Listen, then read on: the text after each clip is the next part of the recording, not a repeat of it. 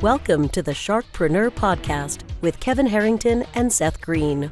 Kevin Harrington is the inventor of the infomercial, one of the original sharks from the hit TV show Shark Tank, and has generated over $5 billion in TV and digital direct response sales.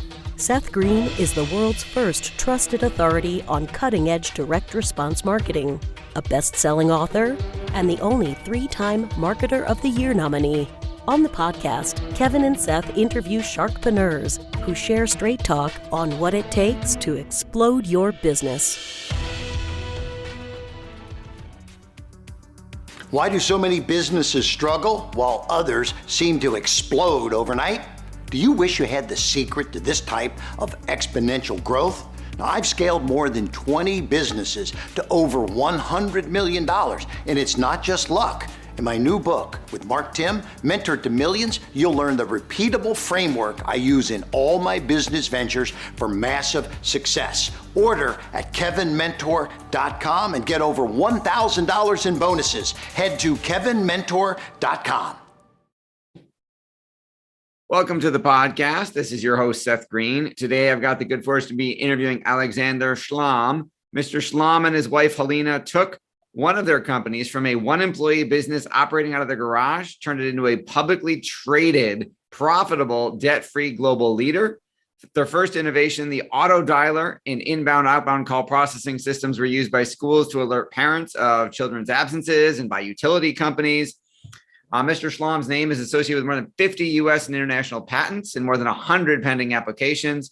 He's received the Lifetime Achievement Award by TMC and Customer Interaction Solutions magazine, and he serves on various external boards. Mr. Szlam, thanks so much for joining us. Thank you for having me, Seth. Gesundheit. Let's go back in time just a minute. How did you get started? You've had such an incredible career. Well, I came from Poland here, and so we didn't know English, whatever, none of us, my family, but within a few months, I was admitted to Georgia Tech on probation. I graduated straight in 11 quarters. And so I learned English, I guess, along the way. I've always been creative when I was young in music, composition, lyrics, performance, this.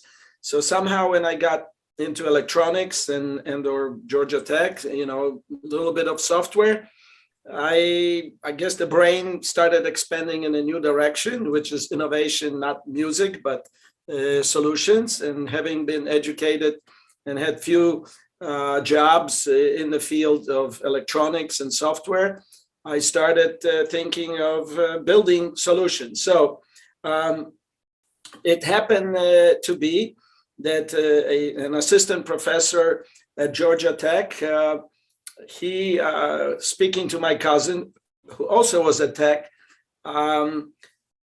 they got introduced to each other. And so he became actually our musical band leader here in Atlanta. We reformed the band, my cousins and I. They also immigrated from Poland. But anyway, this gentleman, years later, when I already was working in the industry, I didn't have my own company yet. I was working actually at that time in a small company, solid state system, made phone systems, PABX phone systems. He showed up on my doorsteps and in an apartment. I lived in Marietta, Georgia. And he said, here is an answering machine. I would like for this answering machine somehow to make phone calls, deliver messages, in addition to record, incoming calls. So that's how it all started. The entire call center industry, all of the technology associated with it, et cetera, et cetera. So he is the impetus, his desire of changing answering machine to make it do both, but primarily outbound, calling people, asking questions, recording answers, was the beginning of it all. That is absolutely incredible. Now, you've had 50 patents, more than 100 applications pending. How do you maintain your creativity and your innovation? Well, at this moment, I am going to be 71 next month.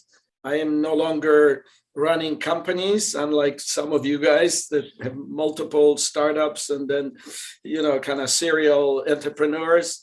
I get engaged with Georgia Tech students, mentoring, this, that. But back then, and I still innovate, but because I don't have a company per se, I'm not like building things like we used to. But what inspired me and always does today is really people. What inspires me more is kind of what people may need, though they may not know about it. So I've always, I don't know why, but when I look at the world, almost anything, any place I go, I just look, and I'm one of those people that I want to solve that problem. My wife obviously sometimes tells me things, I immediately dive towards solution. Same way I look at the world that we live in. So there are millions of things that the world needs. And by knowing technology, electronics, software, and actually building it from ground up myself with my own hands, I understand how to make these things work. So with that combination, when I see something, I like to build it. And of course, I had a company with many, many engineers in multiple locations. We did business and sold products, all over the world. So yeah, it's people and environment and creating solutions that help people live a better life. That is absolutely incredible. Now, you've obviously learned quite a few lessons along the way. What do you think some of those biggest lessons are? Oh, wow. For me, I think one at least was to work for me. It may not work for anyone else. For me, it was to work closely with my wife. She's an inspiration. She was there to support me always, whether I was going to Georgia Tech and this and that, and when we started in garage. So one thing for me, it may help others. If you can work with someone very close to you, someone who loves you, you love them. And of course, if they are willing to change their profession, like she did from biology and research to running and human resources, administration, et cetera, in our company. That was one of the things that I don't know if I learned, but I just made it happen. So that way, two of us would work on, company expanding, marketing, et cetera, instead of one. Many lessons learned. One thing that I feel, again, it's maybe not the right thing to say here, but I terribly regretted merging with a larger multi-billion-dollar company. That was, of course, it was 2001, after we'd been in business already for nearly 18, 20 years. I think it was a major mistake. That's perhaps why I'm not today innovating like I did. So I would caution people, when you merge, even if you have contracts, if you have everything signed and delivered and the board approves this, think about it twice. It depends what the person wants to get out of it. After almost 20 years of innovating and leading a company, I felt that my role as a CEO kind of needs to change. I need to get maybe a bigger company, more professional, maybe even CEOs, because I just became a CEO of my own baby, right? And grew it all over the world. But there are CEOs that built companies very successfully. So I thought that's what was going to happen. It didn't. So people, I think, need to be very cautious. And no matter what the contracts say, what the merger, even advisory, we had, of course, advisory board and general board. We took our company public, obviously.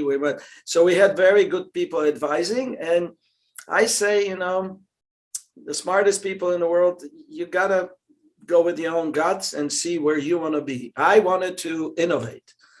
We set up a research center like just a few months before the merger in Poland, where I come from. 20 scientists, this and that.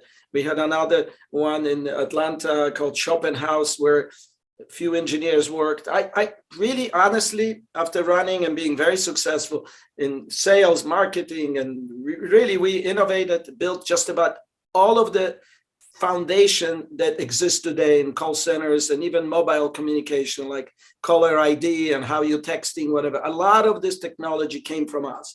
So I felt, I'll be honest with you again, that running is great and traveling all over the world and helping sell our products, promote. I think that's enough. If I can continue to use my brain to really create new solutions that there need to be thousands of, as you know, today, there are many, many needed in different fields even. That's what I wanted to focus, but it didn't happen. I know it's a long answer on that side. So I wouldn't jump into mergers, this and that too quickly.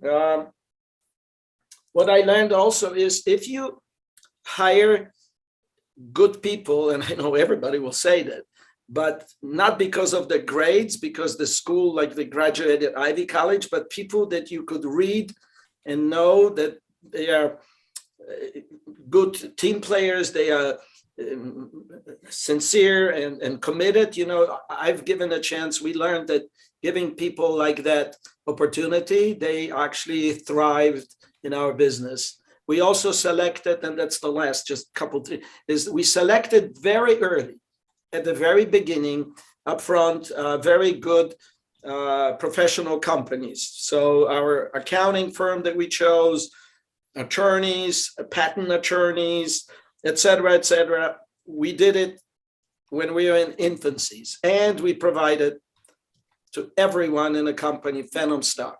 To us, it was a family. It was everyone had to be treated exactly the same way. That's what I learned, but that's the way I've been thinking and always growing up. You got to give people a chance. You got to collaborate. It's not just you, it's us. So that's what we did, and it worked for us.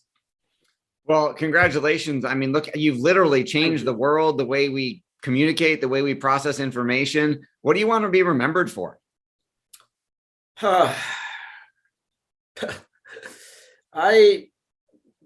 If remembered anything, is that in my heart of hearts, that from the time perhaps I was born, and I of course don't know that day or month or year, is that I deeply care about people. I am always there, no matter who the person is, trying to help. And so if remembered is that part that I care, and I'm sincere about it. I love to help, and remembering that some of the innovations that we created, I hope and I pray, have changed people's lives forever for the best. I mean, really the best they could be. And there are a lot of technologies, there's no time to talk about, that everybody uses every day. And I feel like, you know, my name could be associated with some of these creations, innovations, because it does what I always wanted to do: help people live a better, you know, more quality, higher quality life. That is beautifully said. Any chance that your story's in a book somewhere that we could recommend our listeners and viewers go get? Not yet. There is one book, but it's in Polish, and it was a surprise to me. In our family historian in Poland, he took interviews of me, my wife, and my parents, because they're Holocaust survivors. He wrote a book. It is all, unfortunately, in Polish. I am, as we speak, speaking and working with a Polish writer to clean it up, and then perhaps we're going to translate that to English. So it's a very compelling and very moving story, because my parents, my father lost his wife, children during the war. My mom, you know, she lost a brother in this, and they were in ghettos. And so it's all interconnected. Why I think my DNA is the way it is, caring and caring and caring. But I am, Seth, I am putting together my life on paper, and I am putting together and describe in detail different technologies we innovated, and I try to write some as stories, because every innovation almost, including caller ID and others, how they came about and why, it is incredible. It's so, to me, it's so interesting for young people or others to read and see, wow, if you did this, how did that happen? Wow. So I am trying. I don't know if you can recommend a ghostwriter. I would love to work with someone. I interviewed 2 or 3 I didn't really necessarily care for, but I would like, before it's not too late, to put a lot of it on paper to motivate and inspire the next generation. Absolutely. Yes, we certainly can recommend one. We greatly appreciate your time. We know it's incredibly valuable for our viewers and listeners watching who want to learn more about you. Where is the best place for us to send them? I don't really have a website. LinkedIn has a couple articles and a couple maybe interview from Georgia Tech. And recently, a friend actually who introduced you to me, he wrote a little story about me and my wife, but it's very kind of clever because it introduces technology and how we met when we were 14 years old. And he goes through a lot of this. So LinkedIn under Aleksander Szlam, Aleksander, and last name Szlam, Szlam. By the way, because this is going to maybe blow you away, I have a cousin of identical name, Aleksander Szlam. He also went to Georgia Tech. He's 2 years older. And he also has a couple patents. So if you go to US patents, you will see something in the area of insurance. There are 2 patents actually in his name, and his son is a PhD and scientist in mathematics. He invented a couple things, but that's independent of me. I didn't want confusion. They are, my family, but I guess people can read about it more and or contact me if they like to. I have a lot of stuff, details that I put together in the Google Drive because I'm writing my memoir in a way. So there's, stuff I could share with some people, especially anyone who wants to help me with my memoir. I would love to share and so they can learn much, much more. All right. Well, we will make that connection for you for sure. We greatly appreciate your time. This has been Seth Greene with Aleksander Szlam. Aleksander, thanks so much. Thank you very much for the opportunity to speak to you. Thanks, everybody, for watching or listening. We'll talk to you or see you next time. Thank you. Stay well. Bye-bye. Do you need money to fund your idea, product, or service? Are you ready to take your business to the next level, but need capital to get it done? Kevin Harrington has heard more than 50,000 pitches and knows how to help you make the perfect pitch to get the funding for your entrepreneurial dream. He's distilled the process down in his perfect pitch cheat sheet, and it's yours for free. Just text PITCH to him right now at 727-888-2100. Text PITCH to 727-888-2100 right now and claim your free perfect pitch cheat sheet. Text PITCH to 727-888-2100 to start funding your dream today. This show has been produced by Market Domination, LLC.